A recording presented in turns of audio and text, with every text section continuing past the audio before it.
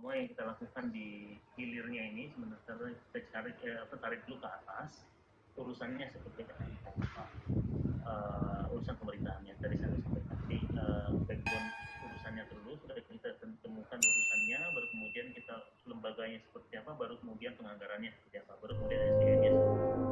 Jadi ketika ditanya terkait dengan penganggaran, ya sudah dijelaskan bahwasannya ini adalah kewenangan provinsi. Maka yang boleh menganggarkan adalah Pemda provinsi. Sudah ada pendetailnya di Permendagri 050. Jadi sebenarnya tidak ada masalah lagi untuk kepala daerah menganggarkan. Hanya saja proses menganggarkan ini harus melalui kesesuaian dengan kebutuhan daerah. Jadi sebenarnya Pak, kita juga sudah pernah juga Pak menerima masukan ya dari BPKN tahun 2019 ya, terkait dengan apakah kita dapat menganggarkan ya untuk memberikan bantuan kepada BPSK. Sebenarnya kita sudah ada upaya kita. Sebenarnya kita kalau memang itu diperbolehkan ya kita juga ya tentu sangat-sangat setuju Pak. Nah ini hanya saja waktu itu di Bappenas tidak menyetujui Pak, karena ini sudah merupakan BPSK-nya sudah di pemerintah daerah gitu. Jadi sehingga usulan kita itu tidak disetujui lah Pak oleh Bappenas Pak. Sebenarnya kepada dasarnya kita juga sudah setuju juga Pak. Tapi terkait juga dengan usulan yang sebelumnya BPKN sampaikan, ya hanya di Bappenasnya yang tidak disetujui Pak terkait dengan penganggaran oleh pusat untuk BPSK. Mungkin itu Pak Hermanto. Terima kasih Bapak Ibu sekalian. Terima kasih penjelasannya Pak Ojak, Pak Cek juga. Jadi gini, memang kan tadi seperti yang disampaikan oleh Pak Ojak, concernnya ini adalah kendalanya SDM. Ya. SDM namanya juga Badan Penyelesaian Sengketa. Jadi kesannya kan itu aturan-aturan, ya, ada hukumnya dan sebagainya. Salam semua, Pak Direktur BPSK dari Kementerian Perdagangan. Izin bertanya kepada Dr. JK. Memang saat ini banyak sekali anggaran daerah yang refocusing ya karena pandemi COVID. Bahkan beberapa daerah minus. Tapi menurut saya pembahasan ini sangatlah baik ya. Jadi kita selalu berharap bahwa pandemi ini akan berlalu. Jadi setelah pandemi ini berlalu, kita sudah ada satu titik terang. Jadi yang saya belum lihat di sini, saya selalu mendapatkan informasi terkait efisiensi anggaran. Kami dari BPSK Tangsel dalam kurun waktu 2 tahun telah mengembalikan uang kepada konsumen sebesar 2,3 miliar dengan anggaran yang minim. Memang ini jarang sekali dilaporkan. Mohon juga pencerahan dari Dr. JK kalau memang mau berbicara terkait efisiensi anggaran. Nah, kemudian yang kedua, kami mendapat laporan bahwa setelah pengalihan Undang-Undang 23, ternyata BPSK anggarannya harus diganti karena belum ada tepat. Nah, hal-hal seperti ini kami mohon dari teman-teman yang di pusat supaya bisa membimbing teman-teman kami yang ada di provinsi ataupun yang ada di wilayah, supaya jangan sampai terjadi hal-hal di mana sebetulnya masyarakat mendapatkan manfaat ya dengan adanya BPSK, tapi malahan harus berujung mengganti anggaran tersebut. Ini sangat miris sekali. Kemudian untuk Kementerian Perdagangan, kepada Kementerian Perdagangan, tadi disampaikan bahwa ada rekomendasi dari dari BPKN terkait dengan anggaran. Hanya saja Bappenas tidak menyetujui. Sekali lagi Pak, kami perkumpulan Jawa Barat pernah ketemu dengan Bappenas dan intinya mendukung, sangat mendukung. Nah, saya mau realistis saja lah Pak. Maksudnya begini, insya Allah anggota BPSK semua itu, anggota BPSK yang namanya mengabdi, benar mereka mengabdi. Maksud saya begini, boleh tidak Kementerian Perdagangan itu memberikan surat kepada daerah, karena gini, provinsi yang membiayai, tapi yang menikmati daerah. Kami sudah menghadap kepada bupati kami, boleh tidak bupati memberikan bantuan kepada BPSK?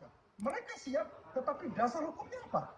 Nah, maksud saya begini, boleh tidak kementerian katakanlah cari celah apa supaya daerah itu membantu? Itu kepada Kementerian Perdagangan. Ada yang lain. Siap dari Kediri, Pak. Apakah diperlukan suatu pemahaman yang khusus kepada BPSK, majelisnya, atau pihak-pihak lain bahwa undang-undang konsumen ini sangat berbeda dengan undang-undang OJK. Karena kami konsen pada konsumen. Konsumen bisa barang kan atau jasa termasuk keuangan. Justru di dalam tubuh BPKN sendiri ya atau yang lain ini semakin melemah konsistensinya terkait tentang penguatan BPSK, masalah anggaran dan semuanya itu teknis. Bahwa kami mengerjakan wilayah kerja 9 kota kabupaten identik 9 pengadilan negeri, ini dapat diukur berapa besaran anggaran dan semuanya kami serahkan. Nah, terkait dengan pemahaman hukum kewenangan BPSK ini justru selain dari eksternal, internal kita sendiri ini belum ada keseragaman pemahaman. Kami selama ini konsisten membuat pertimbangan-pertimbangan hukum pada hukum yang kami kerjakan sesuai dengan kami, yaitu Undang-Undang Perlindungan Konsumen. Terima kasih, salam hormat saya kepada seluruh peserta, terutama yang dari BPKN, dari Direktorat Jenderal Dalam Negeri, Bapak di perdagangan. Saya melihat tidak ada proses perubahan yang signifikan terhadap penguatan kelembagaan BPSK itu sendiri terkait dengan anggaran dan sebagainya. Mungkin itu diskusinya akan panjang seperti yang disampaikan tadi. Saya tidak mempermasalahkan persoalan anggaran ketika temanya pemberdayaan, penguatan kelembagaan. Terkait hal yang terkait dengan pendanaan, sementara ini BPSK kan dananya dilempar ke sana, dilempar ke sini, ditarik ke sana, ditarik ke sini. Kami sejak dulu kabupaten diberikan kewenangan ditarik oleh Undang-Undang nomor 24 tahun 2000.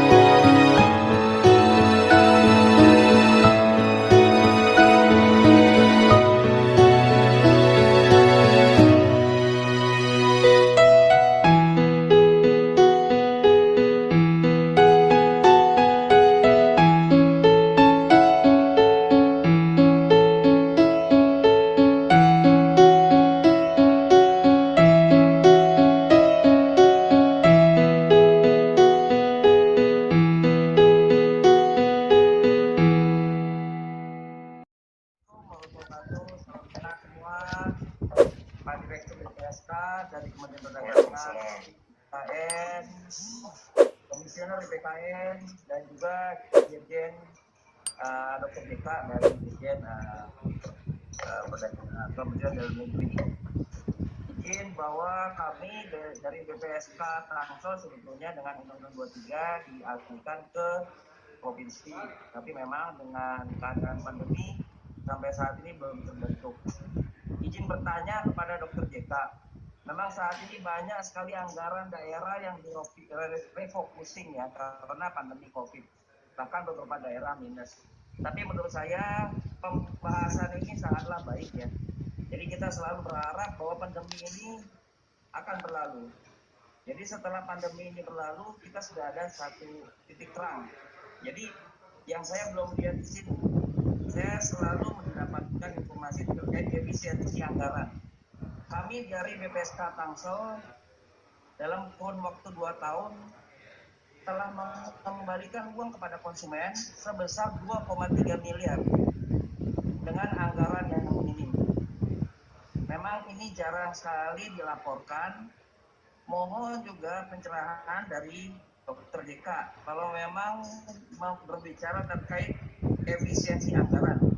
Nah, kemudian yang kedua, kami mendapat laporan bahwa setelah pengalihan Undang-Undang 23, ternyata BPSK anggarannya harus diganti karena belum ada perpu.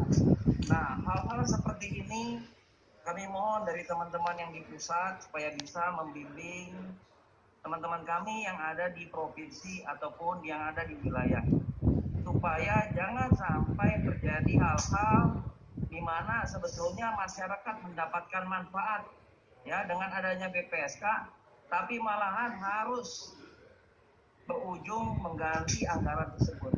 Ini sangat miris sekali.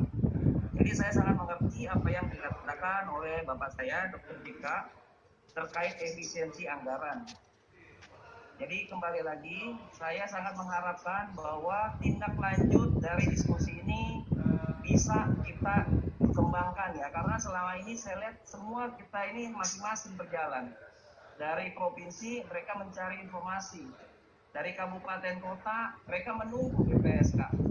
Jadi Bapak Ibu sekalian, di masa pandemi ini banyak sekali pengaduan yang sebetulnya kami terima terkait penjualan online, di mana transaksi penjualan online itu mencapai miliaran sehari. Nah, hal-hal inilah yang mungkin bisa kita bedah karena masyarakat banyak dirugikan. Banyak sekali masyarakat membeli melalui online, mereka mengeluarkan uang, mereka transfer, tapi mereka menerima barang tidak sesuai gitu loh. Nah, inilah mohon Bapak Ibu sekalian yang ada di pusat, di masa pandemi ini bukan dalam artian kita semua harus tidur. Jadi saya tadi mengambil satu poin dari Dr. JK bahwa penyelesaian saat ini diminta untuk tim gubernur berkoordinasi dengan tim LPKSM yang ada di provinsi atau kabupaten kota. Untuk masukan LPKSM ini juga teman-teman yang ada di lapangan. Biasanya yang terjadi itu, ini mohon maaf, hal-hal yang tidak maksimal, baik terkait penggantian uang maupun penyelesaiannya. Jadi dengan adanya BPSK kita bisa melakukan secara konsiliasi, arbitrase maupun mediasi, dan itu semua terrekod. Jadi ini mungkin saran saya kepada teman-teman semua. Mohon maaf kalau misalnya saya ada penyampaian yang menyinggung. Assalamualaikum warahmatullahi wabarakatuh. Waalaikumsalam. Terima kasih Pak Henry dari Banten. Dari daerah ke provinsi itu adalah yang kami khawatirkan sebenarnya perhatian ke depan seperti apa. Untuk itulah dulu kami mengajukan uji materi ke Mahkamah Konstitusi. Baik, kembali ke BPKN dulu. Saya mau bertanya ke Bunda ini. Saya selalu katakan, diskusi dengan teman-teman, saya selalu katakan bahwa BPSK dan BPKN itu seolah-olah bersaing. Padahal kemudian saya melihat fakta bahwa alhamdulillah ada perhatian BPKN ternyata di sini. Nah, cuma maksud saya begini Bu. Maksudnya gini, saya ingin perhatian BPKN yang real itu seperti apa. Contoh begini Bu. Saya menyinggung soal putusan BPSK. Putusan BPSK kalau sampai ke Mahkamah Agung itu selalu dibatalkan dengan alasan adalah ini masuknya wilayah kewenangan peradilan umum. Padahal kami BPSK Jawa Barat, perkumpulan BPSK Jawa Barat pernah menghadap ke Ketua Mahkamah Agung, saat itu Pak Santoni, sekarang sudah pensiun, yang mengatakan bahwa ini masuk wilayah BPSK. Nah, maksud saya begini, tanpa mencampuri ya independensi hakim. Bagi saya Hakim Agung dengan BPKN itu, mohon maaf lah, SDM-nya hampir sama kemampuannya, cuma beda jabatan saja. Maksud saya begini loh, boleh tidak? Boleh tidak BPKN katakanlah melakukan pembicaraan terkait dengan Mahkamah Agung, Hakim Agung, terkait dengan putusan-putusan BPSK. Artinya gini loh, ya berikan masukan lah, jangan mencampuri loh ya, berikan masukan. Ini pernah dilakukan oleh Kementerian Perdagangan, tapi mohon maaf lah, yang namanya pegawai negeri ketemu Hakim Agung pasti gimana lah, cara ketemunya seperti apa. Artinya kurang sip kalau menurut saya. Tapi gini tuh Bu, kemudian untuk Kementerian Perdagangan, kepada Kementerian Perdagangan ini, tadi disampaikan bahwa ada rekomendasi dari dari BPKN terkait dengan anggaran. Hanya saja Bappenas tidak menyetujui. Kami sekali lagi Pak, kami perkumpulan Jawa Barat pernah ketemu dengan Bappenas dan intinya mendukung, sangat mendukung.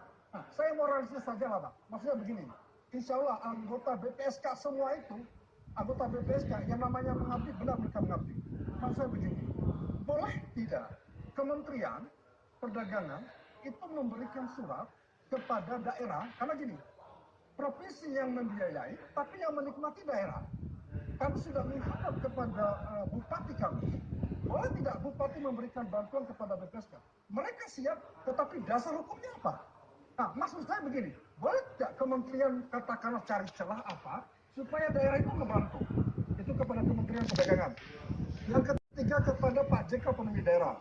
Nah, ini terkait dengan kelembagaan Pak. Maksud saya begini, boleh tidak dari Bapak, dari pihak Bapak mendukung kementerian supaya cari celah, cari aturan supaya daerah bisa membantu BPSK. Tapi seperti itu Pak. Nah, kalau berbicara terkait dengan apa yang sudah dihasilkan oleh BPSK, saya yakin seperti yang disampaikan oleh Banten. Kalau Sukabumi mungkin kenang-kenangnya setiap ASN yang meminjam uang, asuransinya itu harus dikembalikan. Selain telah kami memutus 651 miliar. Terima kasih. Assalamualaikum warahmatullahi wabarakatuh. Ya, Waalaikumsalam Pak Amiruddin Rahman. Semangat sekali Bapak ya. Saya juga tertegun melihat topi yang dikenakan Bapak ini. Monggo, mungkin kalau saya menyimak apa yang disampaikan. Bahwa nanti ini ada keperluan untuk masalah keputusan.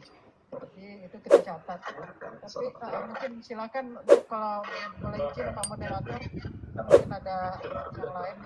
Siap, dari Kediri Pak. Dari Kediri Pak. Tapi berikutnya monggo Pak. Siap. Terima kasih Pak. Ya. Terima kasih Bapak.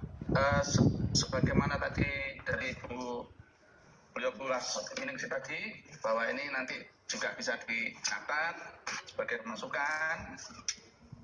Kami mencoba untuk memberikan satu pertanyaan dan masukan Bapak, bahwa terkait dengan Undang-Undang Konsumen dengan Undang-Undang Nomor 23 tadi, sebenarnya tidak ada hal yang perlu diperdebatkan, karena itu adalah saling melengkapi. Bahwa terkait tugas kewenangan BPSK khususnya di Kediri yang kami kerjakan ini, wilayahnya ada 9 wilayah kota dan kabupaten Kediri. Itu identik dengan 9 pengadilan negeri, yang mana setiap putusan yang kami buat ini sebagian besar pengadilan negeri menguatkan putusan BPSK Kota Kediri.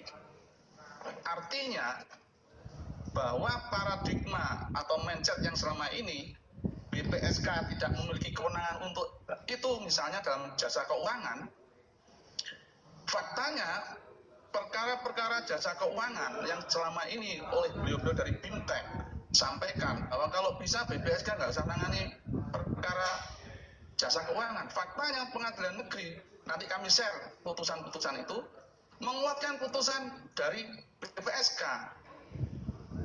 Nah, ini sebenarnya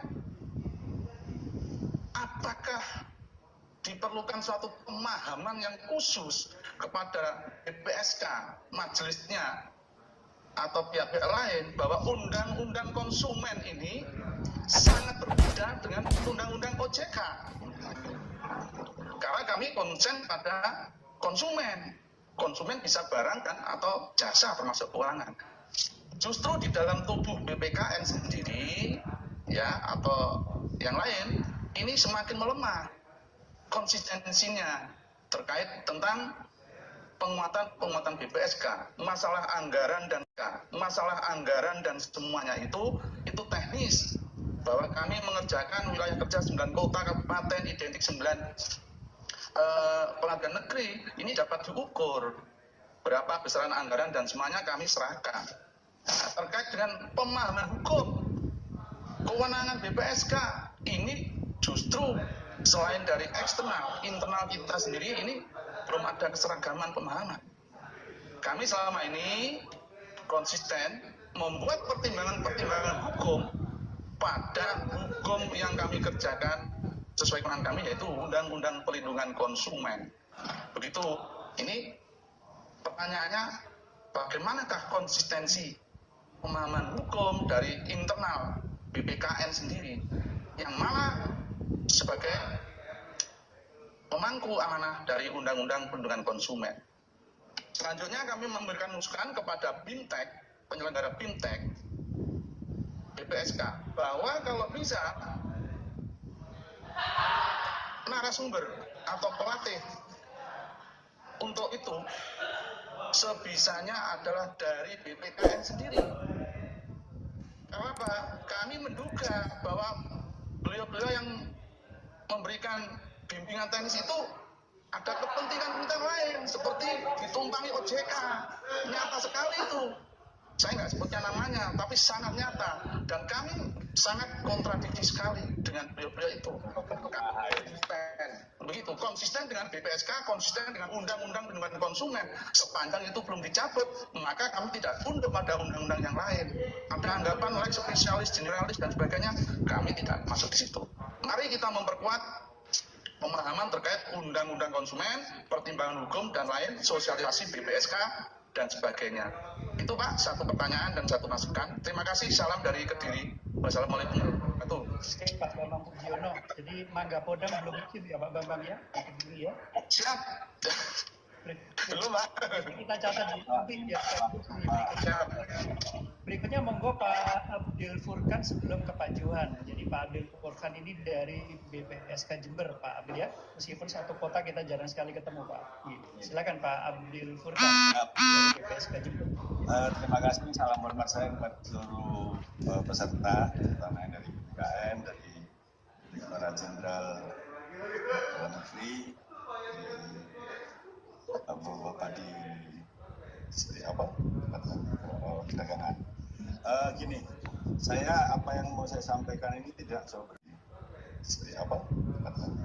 Perdagangan. Gini, apa yang mau saya sampaikan ini tidak jauh berbeda dengan apa yang disampaikan oleh Pak Amiruddin dan Pak Kediri, Pak Bambang maksud saya, tidak jauh berbeda mana arahnya. Tapi ada satu pandangan saya ya. Sejak tahun 2000 lah saya itu aktif terhadap perlindungan konsumen, saya memberikan masukan. Dialog seperti yang terjadi pada hari ini sering saya ikuti dan sering saya aktif dan di dalamnya. Jadi sejak tahun itu sampai dengan hari ini saya melihat tidak ada proses perubahan yang signifikan terhadap penguatan kelembagaan BPSK itu sendiri terkait dengan anggaran dan sebagainya. Mungkin itu diskusinya akan panjang seperti yang disampaikan tadi. Saya tidak mempermasalahkan persoalan anggaran ketika temanya pemberdayaan penguatan kelembagaan. Hal yang terkait dengan pendanaan, sementara ini BPSK kan dananya dilempar ke sana, dilempar ke sini, ditarik ke sana, ditarik ke sini. Kami sejak tahun 2000 kabupaten diberikan kewenangan ditarik oleh Undang-Undang nomor 24 tahun 2000.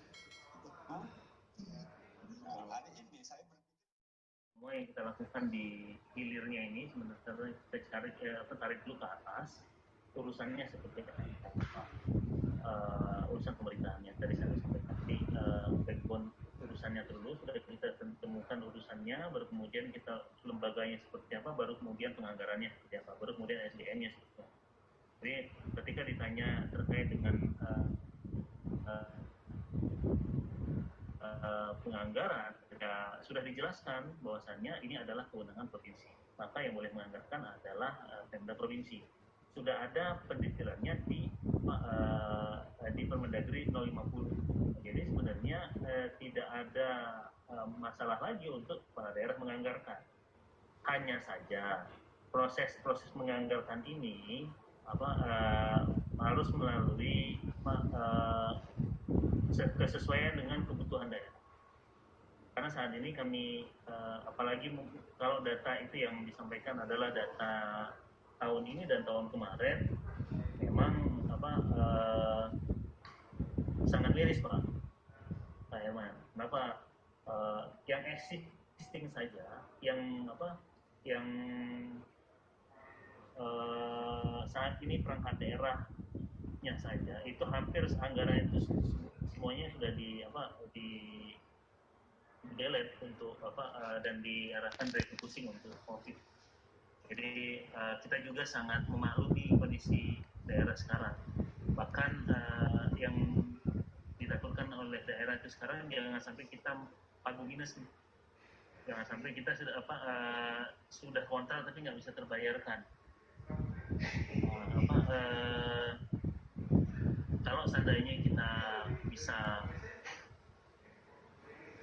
ya intinya secara umum kita sudah siapkan lorongnya nih, kita sudah siapkan mekanismenya di Permendagri 050 proses. Tapi dalam prosesnya daerah juga akan memilih besar kecilnya. Jadi besarannya seberapa itu daerah yang menentukan. Kita tidak bisa memastikan daerah harus menganggarkan sekian karena dia butuh dia punya punya otonomi sendiri untuk menentukan prioritas yang mana. Yang pertama. Dan yang kedua terkait dengan Pak Ujin tadi, bagaimana kalau seandainya ini jadi urusan wajib bukan urusan pilihan. Karena ini diskusi yang menarik. Tapi nanti diskusi yang sangat menarik ini saya kira Pak Ojek nanti kita diskusi kalau seandainya ketika Dim Undang-Undang 23 kita karena nyatanya memang kalau memang itu bisa kita masukkan sebagai urusan pilihan, urusan wajib, maka otomatis seluruh masalah kita hari ini juga selesai. Tapi apakah kemudian bisa kuat kita untuk proses di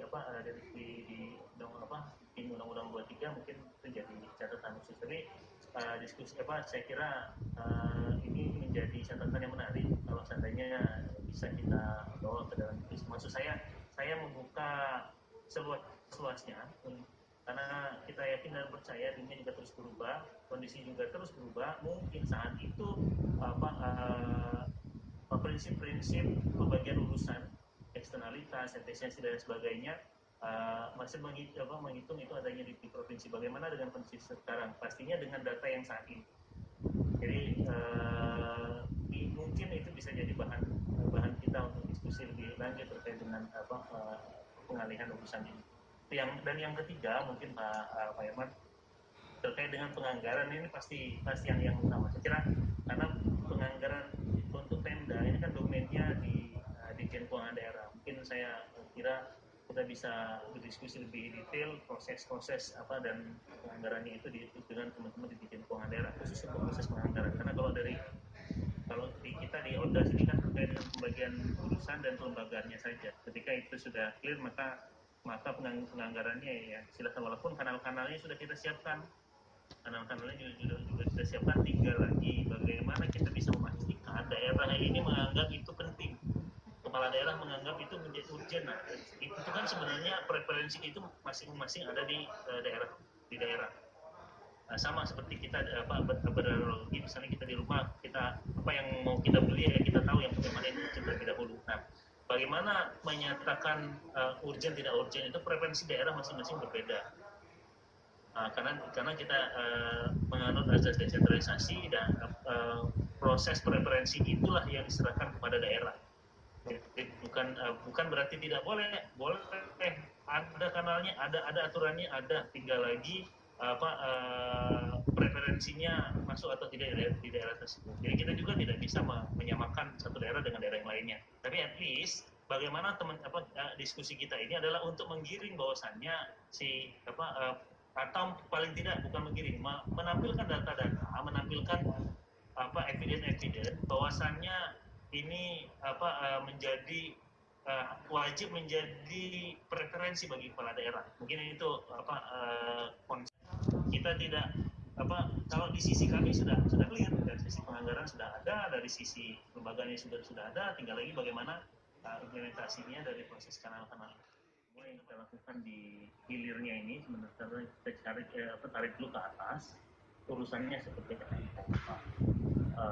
Urusan pemerintahannya tadi saya sampaikan. Jadi backbone urusannya dulu sudah kita temukan urusannya, baru kemudian kita lembaganya seperti apa, baru kemudian penganggarannya seperti apa, baru kemudian SDM-nya seperti apa.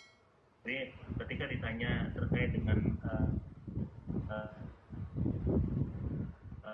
penganggaran, ya sudah dijelaskan bahwasannya ini adalah kewenangan provinsi. Maka yang boleh menganggarkan adalah Pemda provinsi. Sudah ada pendetalannya di Permendagri 050. Jadi sebenarnya tidak ada masalah lagi untuk kepala daerah menganggarkan. Hanya saja proses menganggarkan ini harus melalui kesesuaian dengan kebutuhan daerah. Karena saat ini kami apalagi kalau data itu yang disampaikan adalah data tahun ini dan tahun kemarin, memang sangat miris Pak Herman. Kenapa? Yang existing saja, yang saat ini perangkat daerahnya saja itu hampir anggaran itu semuanya sudah di delete untuk dan diarahkan refocusing untuk COVID. Jadi kita juga sangat memaklumi kondisi daerah sekarang. Bahkan yang ditakutkan oleh daerah itu sekarang jangan sampai kita pagu minus, jangan sampai kita sudah kontrak tapi nggak bisa terbayarkan. Kalau seandainya kita bisa, ya intinya secara umum kita sudah siapkan lorongnya nih, kita sudah siapkan mekanismenya di Permendagri 050 proses. Tapi dalam prosesnya daerah juga akan memilih besar kecilnya. Jadi besarannya seberapa itu daerah yang menentukan. Kita tidak bisa memastikan daerah harus menganggarkan sekian karena dia butuh dia punya punya otonomi sendiri untuk menentukan prioritas yang mana. Yang pertama. Dan yang kedua terkait dengan Pak Ujin tadi, bagaimana kalau seandainya ini jadi urusan wajib bukan urusan pilihan. Karena ini diskusi yang menarik. Tapi nanti diskusi yang sangat menarik ini saya kira Pak Ujang nanti kita diskusi kalau seandainya ketika dim Undang-Undang 23 kita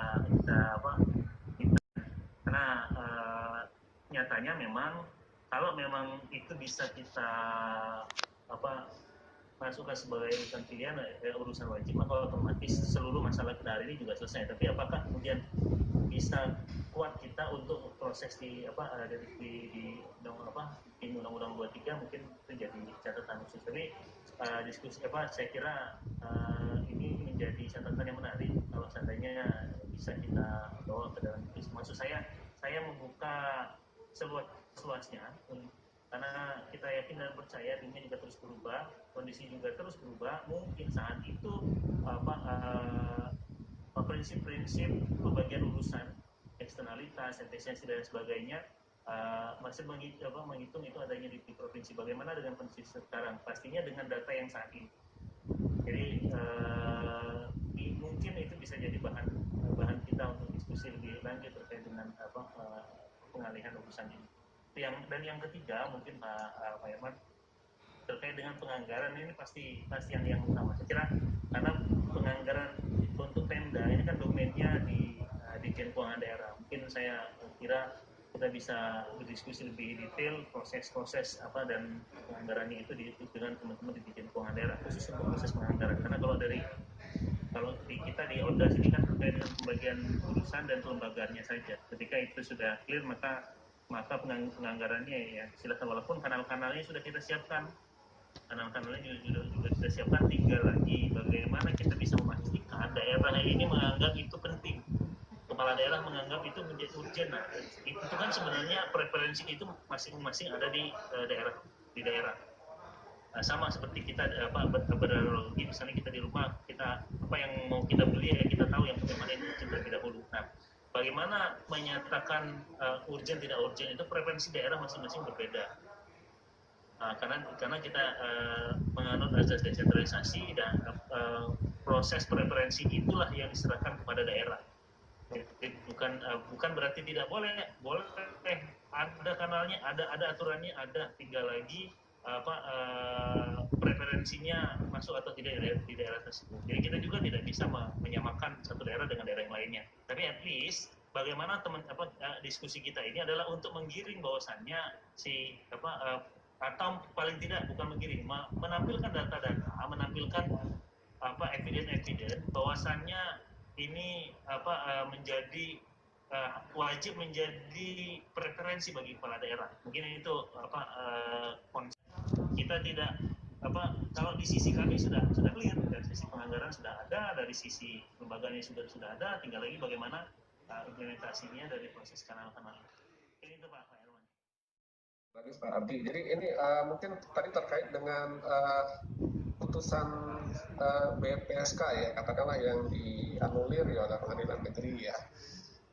Memang kami dari sisi Kementerian Perdagangan ya, mungkin Bapak Ibu yang ada di BPSK, sebenarnya kalau memang pengaduan atau sengketa ini masuk ranah jasa keuangan ya, kita mengimbau ya mungkin sebaiknya itu nanti masuklah di LAPS ya, karena ini kan ada undang-undangnya juga ya, ini jadi undang-undang PK sama undang-undang OJK ya. Nanti kalau ini nanti ditangani terus ya, karena berdasarkan pengamatan kami ya itu ada tadi mungkin dari Kediri ya, mungkin ada yang didukung ya putusan BPSK. Tapi kalau kami coba perkirakan ini ada sekitar 85% ini yang putusan BPSK ini dianulir gitu ya. Jadi sebagian kecil yang katakanlah yang mendukung ya. Mungkin kalau boleh kami menghimbau ya, ini kan kasus-kasus kan ini kan tidak hanya di jasa keuangan ya. Saya rasa lebih banyak lagi kasus-kasus yang di sektor-sektor yang lain. Nah, kami menghimbau mengharapkan BPSK ini mungkin kasus-kasus yang di luar OJK itulah ya. Ini harapan kami, himbauan kami ya. Nah, jadi banyak kasus lain yang memang bisa diselesaikan oleh BPSK. Karena ini kan nanti akan berbenturan ya, kalau nanti BPSK menyelesaikan ya, ada terkait dengan undang-undang PK, sementara ini ada undang-undang khususnya ya, OJK yang memang menyebutkan di situ, di undang-undang OJK itu terkait dengan penyelesaian sengketa itu dilakukan oleh LAPS gitu. Jadi supaya energi tidak terbuang ya, jadi kami menghimbau lah ya. Ya mungkin kalau ada tadi yang sebagian tadi yang didukung itu mungkin ya majelis hakimnya yang menganggap itu konsumen keuangan itu ya konsumen teknologi ya, tapi inilah ya. Jadi kira-kira kami menghimbau ya supaya BPSK itu masih banyak yang banyak diselesaikan ya. Kalau bisa itu ya serahkanlah ke LAPS ya. Nah kemudian terkait dengan pertanyaan Pak Abdi tadi terkait dengan penguatan ya. Kalau kami lihat Pak, jadi dengan adanya Permen 72 ini Pak, itu ada justru itu penguatan Pak ya. Jadi penguatannya itu ya terkait dengan kewenangan ya. Kalau kemarin itu kan pemerintah pusat ya, pembentukannya pemerintah pusat ya. Artinya dengan adanya pembentukan tentu di daerah kan tentu akan mempermudah, ya, akan bisa mempercepat gitu. Begitu juga terkait juga dengan pembinaannya ya, jadi pengawasannya juga mempermudah gitu. Wilayah kewenangan provinsi itu nanti langsung provinsi ya, pemerintah daerah. Begitu juga pembinaan SDM-nya. Artinya ini kan memperkuat Pak, jadi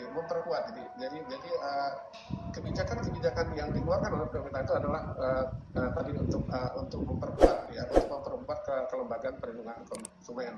Tadi terakhir Pak Yunus tadi sampaikan terkait anggaran, Pak. Sebenarnya kami juga sudah mengundang Bappenas ya, itu di Direktorat Pemberdayaan Konsumen itu kita sudah undang.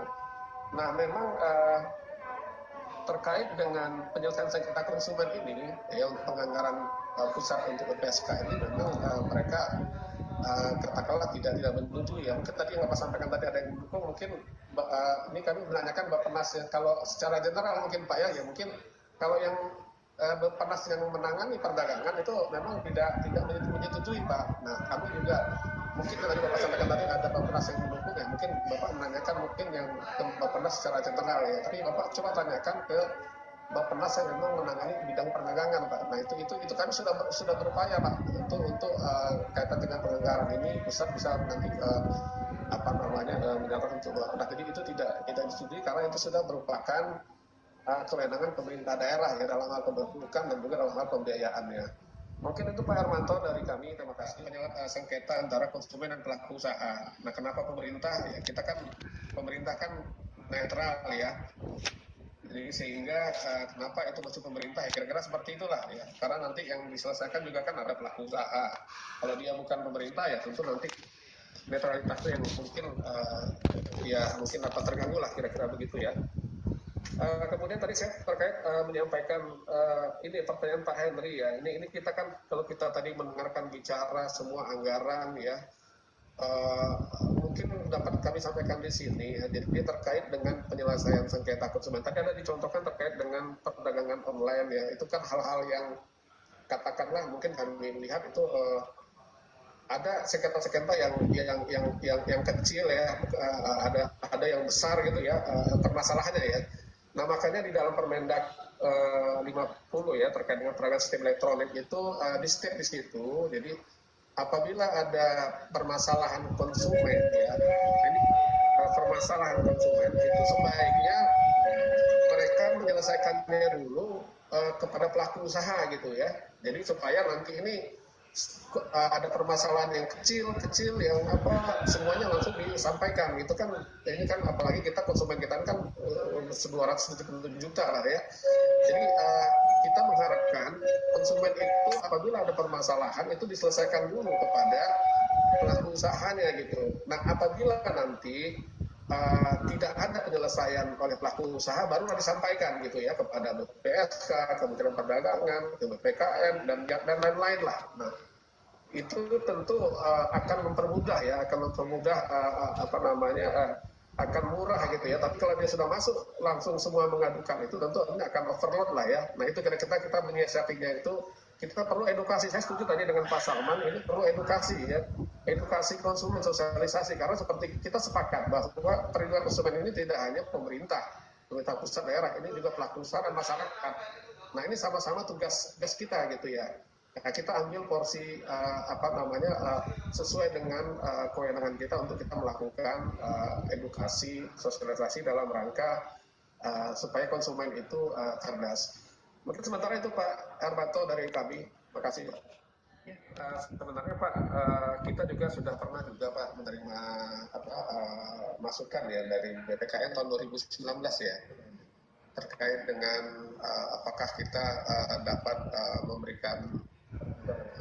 menganggarkan ya untuk memberikan bantuan kepada BPSK. Sebenarnya kita sudah ada upaya kita. Sebenarnya kita kalau memang itu diperbolehkan ya kita juga ya tentu sangat-sangat setuju Pak. Nah ini hanya saja waktu itu di Bappenas tidak menyetujui Pak karena ini sudah merupakan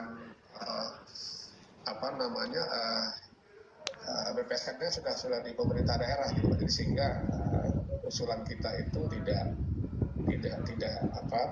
tidak disetujui lah Pak oleh Bappenas Pak. Sebenarnya kepada dasarnya kita juga sudah setuju juga Pak. Terkait juga dengan usulan yang sebelumnya BPKN sampaikan. Ya hanya saja di Bappenasnya yang tidak disetujui Pak. Terkait dengan penganggaran oleh pusat untuk BPSK. Mungkin itu Pak Hermanto. Baik, terima kasih Pak Ojek. Ini mungkin terakhir Bapak Ibu sekalian sebelum kami memberikan kesempatan Bapak Ibu sekalian untuk menyampaikan secara langsung pertanyaan atau tanggapan. Ini apa yang disampaikan oleh Bu Irna begitu kemudian disambung oleh Ibu Elvi dari BPSK Tanjung Pinang. Di mana kita ketahui bersama Bapak Ibu sekalian salah satu forum penyelesaian sengketa di BPSK adalah melalui arbitrase.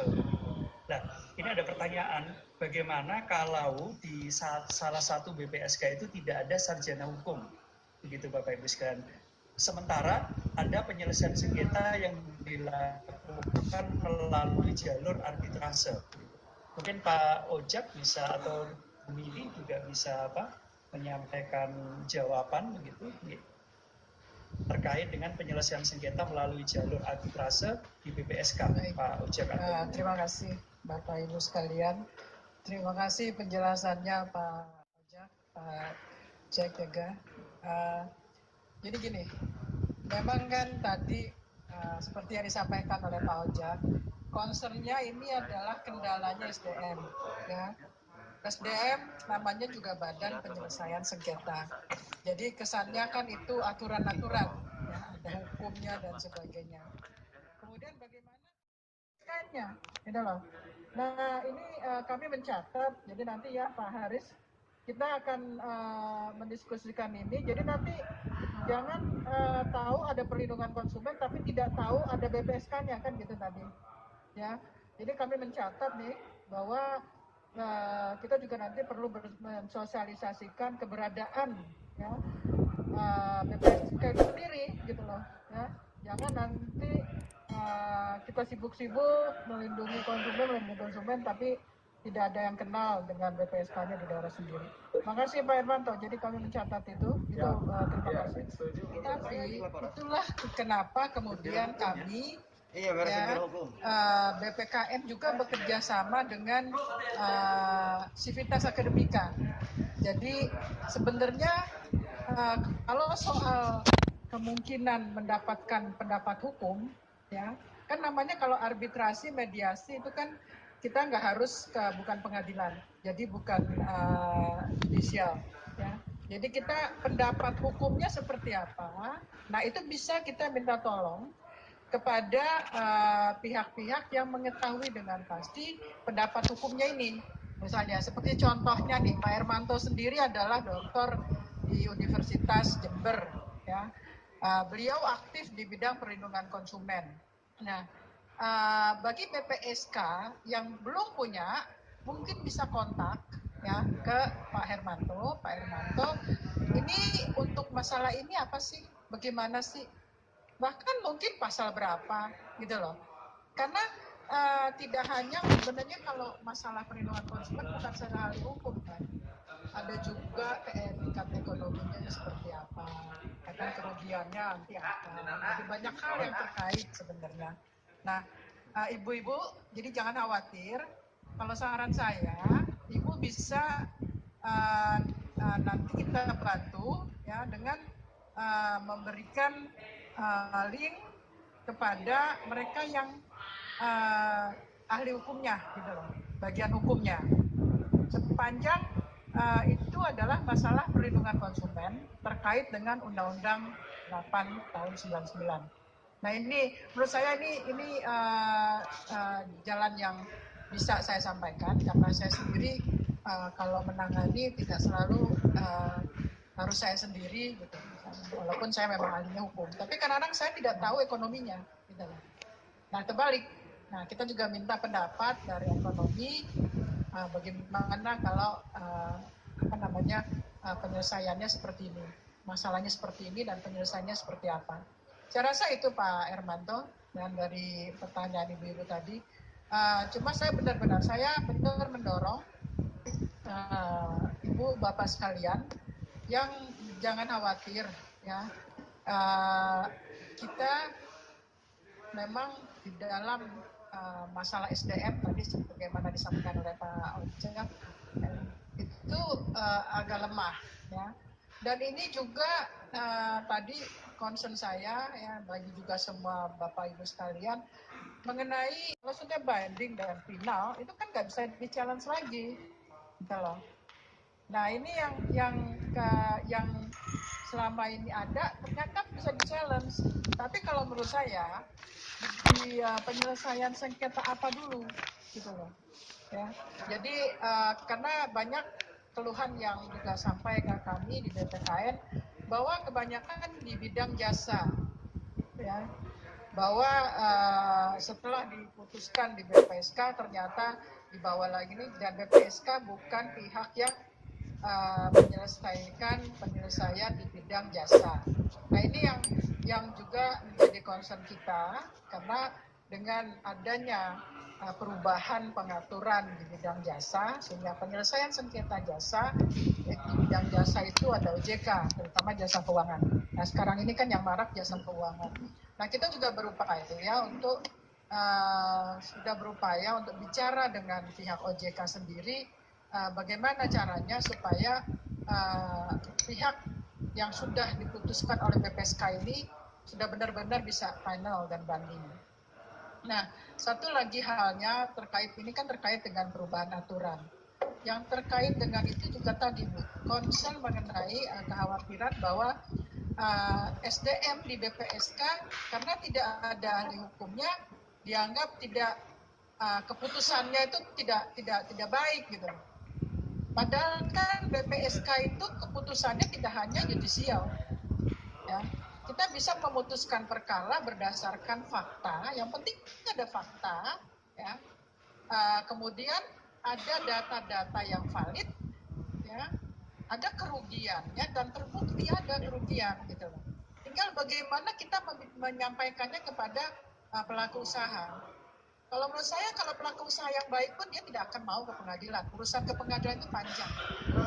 Nah ini juga ada kaitannya kenapa sekarang ini malah di internasional aja mereka inginnya penyelesaian sengketa itu di luar pengadilan. Ya, mereka menggunakan mediasi dengan ODR, ya, online dispute resolution. Sekarang lagi sibuk-sibuk itu. Jadi kembali kepada tadi, pertama jangan khawatir bahwa tidak ada bidang hukumnya di BPSK masing-masing, itu bisa kontak, ya. Jadi kalau nanti dia bilang ini kan pendapat hukumnya seperti ini, kasih aja ke Pak Hermanto, ke Pak siapa di situ wilayah yang dekat. Kalau seperti ini kasusnya, undang-undang mana yang mesti kita pergunakan? Buktinya ini bisa kok. Undang-undang mana yang mesti kita pergunakan? Buktinya ini bisa kok. Kita saling membantu lah, ya. Di BPKN juga seperti itu, bisa dilaporkan juga ke BPKN karena kita saling membantu menyelesaikan masalah konsumen ini, ya. Jadi jangan karena terbatas seperti itu kemudian, karena kami menghargai sekali bahwa ada upaya untuk membentuk BPSK itu, terima kasih sekali, ya. Dengan kondisi yang seperti ini itu ada niat untuk membantu konsumen, itu bagus sekali. Jadi saya nggak mau saya justru mensupport, ya. Kalau perlu tanya aja deh, ya. Di BPKN ada komisi 3, ya. Mau minta seperti fatwa hukumnya gitu loh, ya kan? Itu nggak masalah, kita bisa, ya. Jadi sementara kita menunggu dalam perkembangan berikutnya ada SDM yang mau membantu, yang ada di kantor itu, ya. Tapi kan yang penting dalam hal mediasi adalah bagaimana faktanya ada, bukti-buktinya cukup, kemudian kerugiannya ada dan bisa dibuktikan. Sehingga itu aja, ya. Sehingga dianggap melanggar pasal sekian. Ya, nah kalau sudah begitu, ya kita bisa sampaikan kepada pelaku usahanya.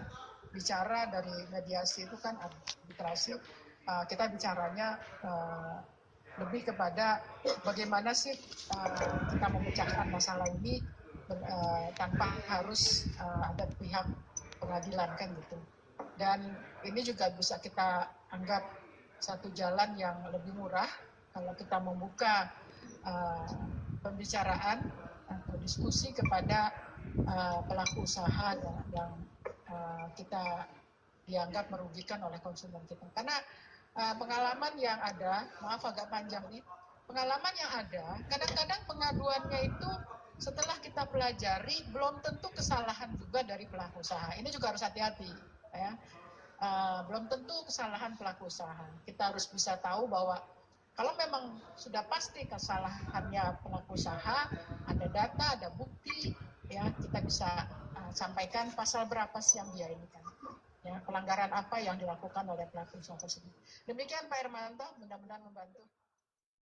Rasa hormat dan mohon maaf, tentunya hal-hal yang telah disampaikan oleh Bapak Ibu hadirin sekalian tidak tidak dapat dijawab tuntas pada hari ini atau pada forum pagi hari ini, tetapi seperti yang disampaikan oleh Ibu Mini tadi, bahwa diskusi begitu atau hal-hal pembahasan terkait dengan kelembagaan BPSK tentu tidak berhenti hanya sampai di forum ini Bapak Ibu sekalian. Dan tadi saya juga sudah mention ke panitia, apapun yang telah disampaikan oleh Bapak Ibu sekalian baik melalui chat room ataupun secara langsung sudah dicatat dengan baik oleh para panitia, dan nantinya yang belum dapat terjawab dengan tuntas pada forum hari ini mungkin dapat kita diskusikan lebih lanjut pada forum berikutnya.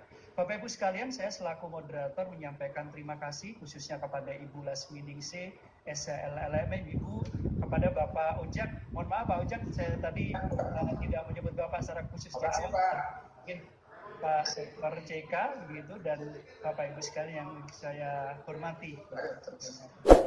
Dan saya selaku moderator menyampaikan permohonan maaf apabila terdapat salah sikap dan salah kata di dalam memandu jalannya FGD pada pagi hari ini. Berikutnya waktu kami serahkan kembali kepada panitia. Terima kasih. Wassalamualaikum warahmatullahi wabarakatuh. Selamat pagi, salam sejahtera.